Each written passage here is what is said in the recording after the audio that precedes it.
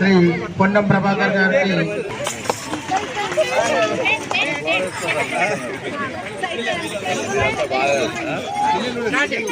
పిల్లల్ని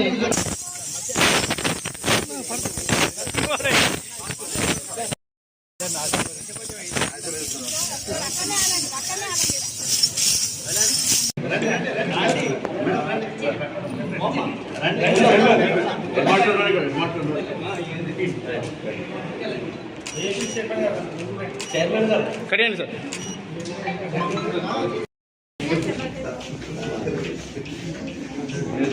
కొన్నాం తర్వాత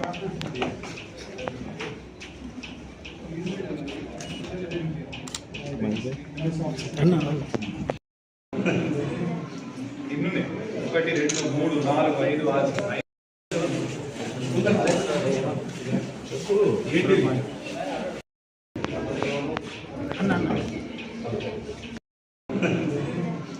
ఇన్నునే 1 2 3 4 5 6 feel happy all villagers parents also we want to take that sir. We indicate program weekly 4 periods plus the program robotics సంబంధించి అందరూ అక్కడ code చేసి వాళ్ళే ఓన్గా కోడ్ చేసి అందుబాటు చేస్తారు.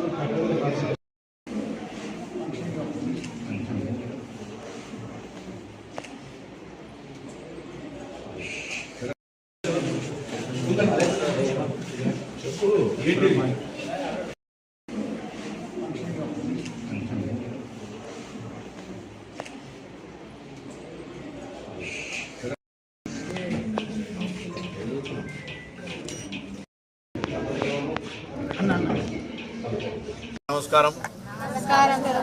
Good afternoon. సార్ చెప్పింది కానీ నేను చెప్పేది కానీ ఒకటే, మీరు కష్టపడి చదువుకుంటే మీకు ఉజ్వల భవిష్యత్తు.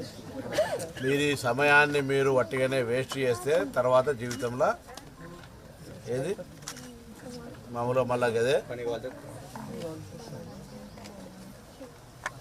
కాబట్టి ఈ ప్రభుత్వం ఇస్తున్నటువంటి అవకాశాన్ని ఉపయోగించుకొని కొంత శ్రమపడి చేయండి. మీరు అడుగుతున్న కార్యక్రమాలన్నీ కూడా నేను ఇక్కడ ఉన్నటువంటి గ్రామ పెద్దలందరూ ఉన్నారు, పొలిటికల్ సంబంధం లేదు. గ్రామ పెద్దలందరూ కానీ టీచర్లు కూడా అసిరెన్స్ ఇస్తే బయట బస్సులు బంద్ అయ్యి పిల్లలంతా ఇక్కడ చదివితే 2 రూములు కాదు 4 రూములు మళ్ళీ అకాడమిక్ స్టార్టింగ్ వరకు కట్టిస్తాం. వాటర్ ప్లాంట్ ఇస్తాము.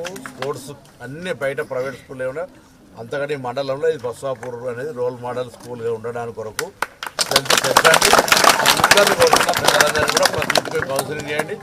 టీచర్స్ మీరు ఆ విశ్వాసం ఇవ్వాలి. ఫస్ట్ ఇక్కడున్న పేరెంట్స్కి అందరికీ మీరు ఆ విశ్వాసం ఇస్తే ఇష్యూస్ను రిజాల్వ్ చేసే బాధ్యత నాది. మీకు చెప్తున్నాం.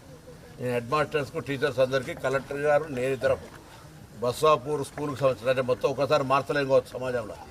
బస్వాపూర్ స్కూల్లో మీకు కావాల్సినటువంటి అదనపు గదులు ఎన్ని కావాలన్నా, డ్రింకింగ్ వాటర్ ఇష్యూ అయినా, ప్లే గ్రౌండ్ అయినా, ఇంత ఓపెన్ ప్లేస్ ఉన్నటువంటి పరిస్థితులలో బ్యూటిఫుల్ స్కూల్ నడపవచ్చు.